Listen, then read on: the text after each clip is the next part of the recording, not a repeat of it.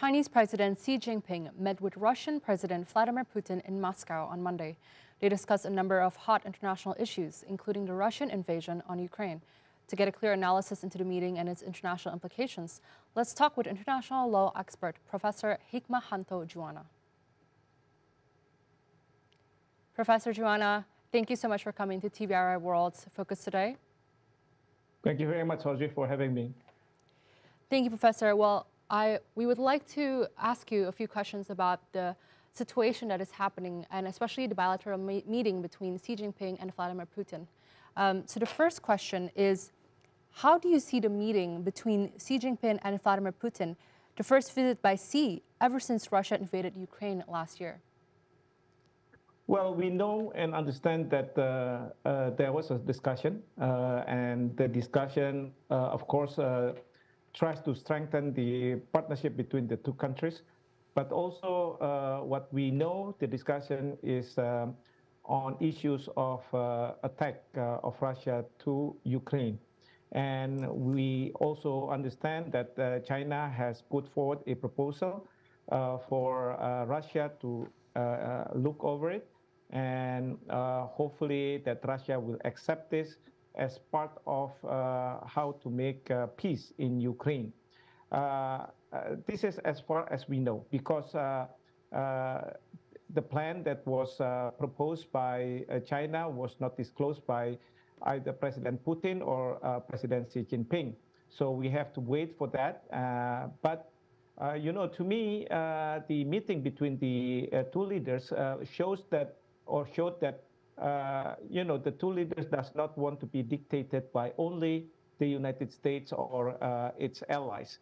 As we understand, up until today, the U.S. has played a dominant role on international politics, and most countries will follow what the U.S. desire. So this is to show that there is an alternative apart from what is the U.S. doing. For example, in the Ukraine war, to support Ukraine, but probably President Xi Jinping would want to say that Russia doesn't have to withdraw its troops, but Russia has to end its military attack.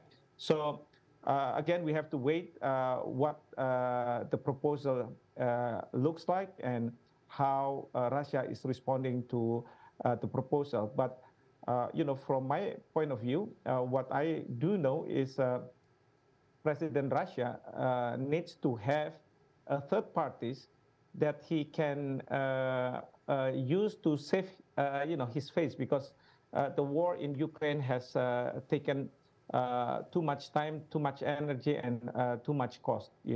So I suppose Russia needs to have a good solution to end the war. Yes, Professor, as you said before, we still need to wait for the proposal to see what will come out of this meeting. And we are curious, as Xi Jinping has been relatively neutral in viewing the Russian invasion, in a sense that he has not publicly supported the invasion and has not softly criticizing it instead. So what does Xi's visit mean at this moment? Well, at this moment, even though we know that China is neutral on this issue, but China may want to send a message to the U.S. that they dislike what the U.S. is doing to them, because probably you know that in Taiwan, U.S. is trying to support Taiwan to get its independence from China, which of course China will not concede to that kind of thing. Secondly, we know that China is in competition with the U.S. in the Asia-Pacific region. And thirdly, also, China would want to say to the U.S. probably that it is not only the U.S. who will dictate the world, but China, or in the Ukraine war, Russia can also shape the world. How the world is being shaped is not only by one country only, or one country with its allies. And at this moment, it is critical because I believe we're also talking about power relations and especially ally relationship between these countries. So what are the implications of Xi's visit to China's international relation, particularly, as you said before, with the U.S.? What will the U.S. do likely in response, in your opinion, Professor? Well, we do know that the Secretary of State, Antony Blinken, disliked the meeting between President Xi Jinping and President Putin, and he criticized China as if China is not in support, do not support, Ukraine's cause. The